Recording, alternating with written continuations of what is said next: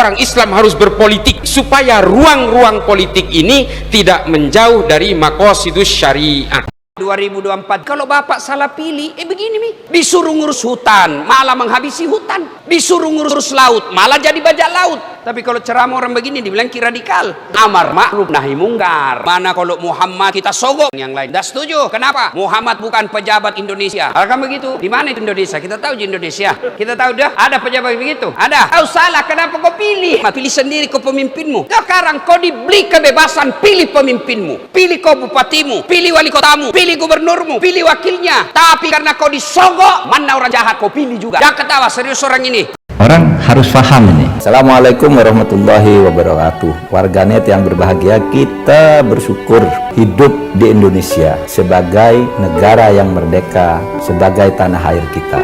Mari cintai tanah air kita ini agar kita bisa melaksanakan perintah Allah dengan sebaik-baiknya. Dari sudut mistikologi, Titik Soeharto menilai era Jokowi lebih gila dibandingkan Orde Baru. Kacau, cendana mulai berulah. Kalau kita bicara pergolakan perjuangan politik para pendahulu bangsa kita memang tidak terlepas dari situasi konflik dan lain sebagainya. Maka sebagai generasi muda bangsa Indonesia saat ini, ya kita memang hendaknya mengambil apinya, bukan abunya.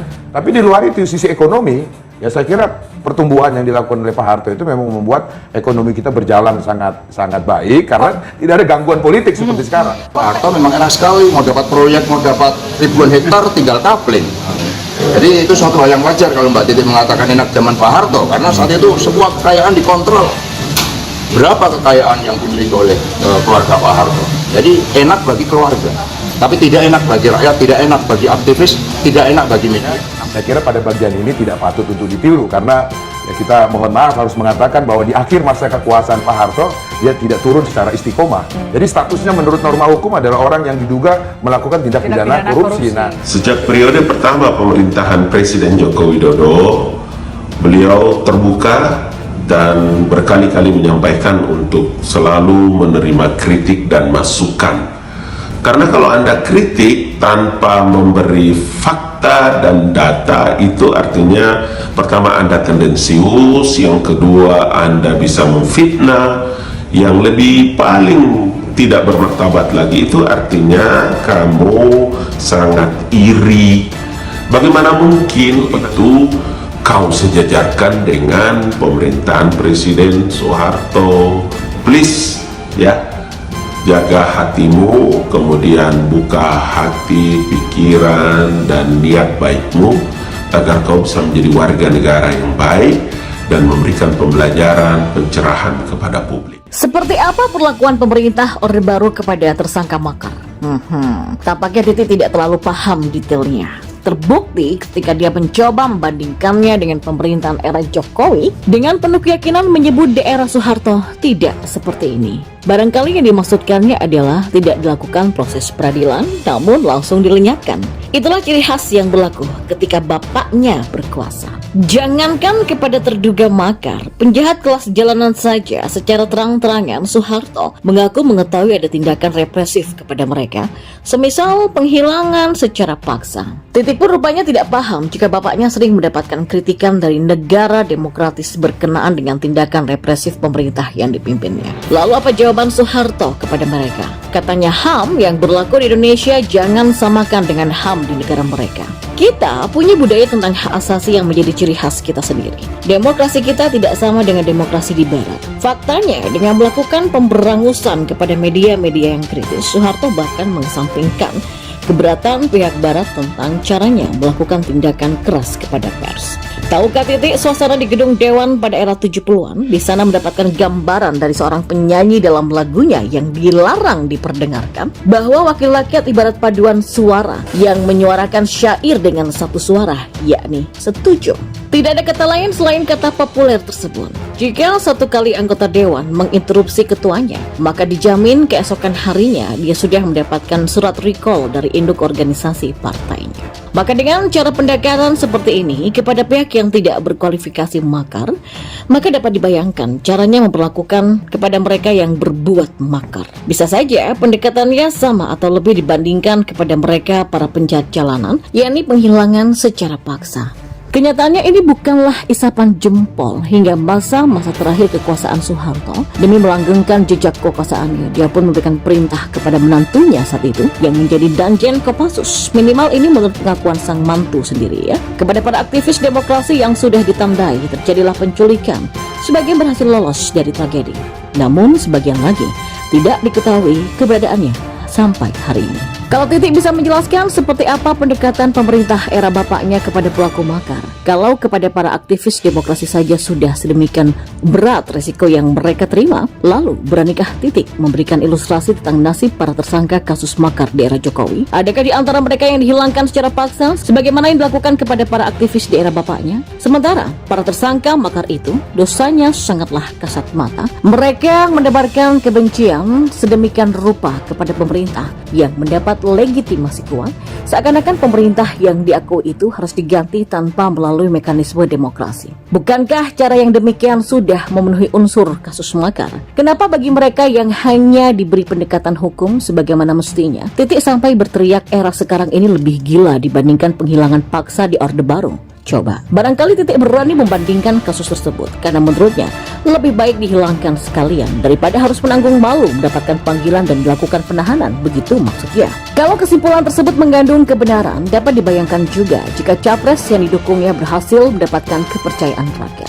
Barangkali atas pertimbangan tidak segila pemerintahan Jokowi, pemerintah bentukannya akan mengembalikan gaya Orde Baru dalam menghadapi para aktivis dan pihak yang kritis kepada pemerintah, termasuk media massa. Atas nama anggapan pemerintah melakukan pendekatan gila, para tersangka dugaan makar menurut Titik tak bisa diperlakukan sebagaimana hukum menuntutnya. Bagi mereka, seharusnya menurut cara Soeharto melakukan pendekatan seperti apa itu? Bolehkah kita tanya kepada para tersangka yang sedang disidik di Polda Metro Jaya, apakah mereka setuju dengan pilihan Titik? Kalau saja mereka masih berpikiran waras, niscaya responnya tidak seperti yang diharapkan oleh Titik, karena pasti mereka pun membayangkan seperti apa bentuk pendekatan kepada pelaku makar di era Soeharto. Kita berani jamin kalau ditanyakan langsung kepada Egy Sujana atau Lisung Karisma, adakah mereka setuju seandainya pendekatan para penyidik diubah caranya dengan gaya yang berlaku pada saat Orde Baru? Untuk membayangkannya saja mereka barangkali tak berani, apalagi harus mengalaminya.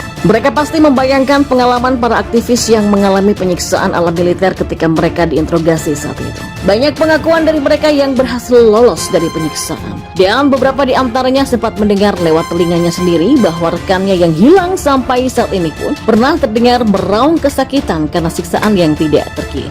Dan hanya dengan mendengar jeritan mereka, pasti pula rekannya pun menduga jeritan itu menggambarkan sedahsyat apa rasa sakitnya. Ya, mari kita berasumsi terkait cara Titik Soeharto menilai perlakuan kepada mereka yang dianggap lawan oleh negara, seandainya dia menganggap perlakuan di era Orde Baru tidak sama dengan cara pemerintahan sekarang. Faktanya justru di masa itulah sejumlah aktivis demokrasi mengalami perlakuan tidak berperi kemanusiaan tanpa ada penyidikan, melainkan interogasi ala militer dan tanpa pengadilan namun penghilangan secara paksa. Cara itulah yang menurut Titik tidak segila seperti pemerintahan era Jokowi. Bagi Titik, penahanan adalah hal yang lebih gila dibandingkan dengan penyiksaan dan interogasi yang disusul dengan penghilangan. Demikian menurut penyuka nalar terbalik. Dan tak sampai di situ saja, Titik Soeharto beberapa waktu belakangan seolah mendapatkan spotlight sekitar beberapa waktu yang lalu. Ia menuliskan cuitan seperti ini, sudah cukup. Sudah saatnya Indonesia kembali seperti waktu era kepemimpinan Bapak Soeharto yang sukses dengan swasembada pangan,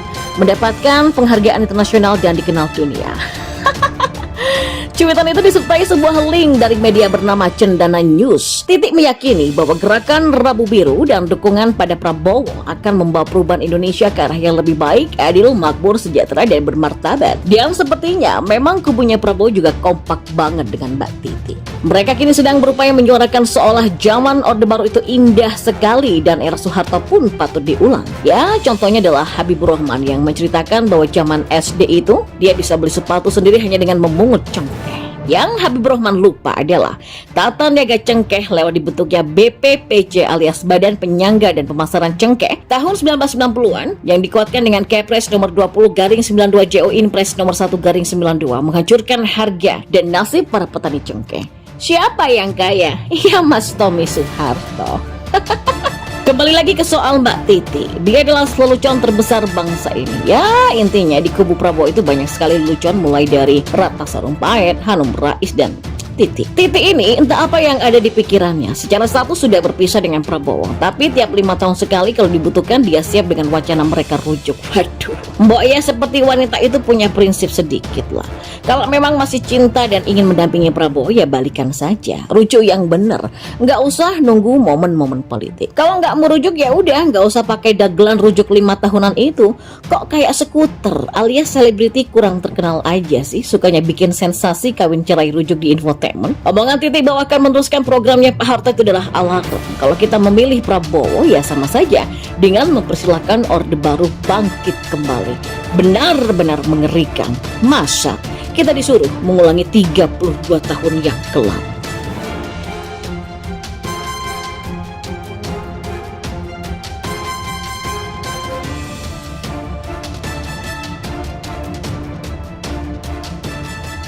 Merdeka! Tempat ini menjadi saksi bagaimana pidato Bung Karno selalu menggetarkan. Dedication of life disampaikan di sini, mengajarkan kita agar bisa mengabdi pada bangsa dan negara. Pak Jokowi mewujudkan itu. Infrastruktur yang hebat, IKN yang tidak hanya memindahkan tempat dan ibu kota, tapi membuka mindset, merubah mindset untuk menjadi negara maju, termasuk hilirisasi industri yang akhirnya kita diperhitungkan oleh dunia. Hari ini kita meneguhkan hati, bekerja keras dengan api semangat yang tak pernah padam, menangkan PDI Perjuangan dan calon presiden PDI Perjuangan Ganjar Pranowo. Siap! Siap! Siap! Dengan tingkat kepuasan yang akan sampai 82,2%, banyak yang meyakini, analis politik satu suara mengatakan bahwa Jokowi adalah Kingmaker 2024. Semoga Allah senantiasa menuntun kita di jalan yang diridhoinya. Aku qouli hadza, astaghfirullah li wa lakum. Wassalamualaikum warahmatullahi wabarakatuh. Terima kasih.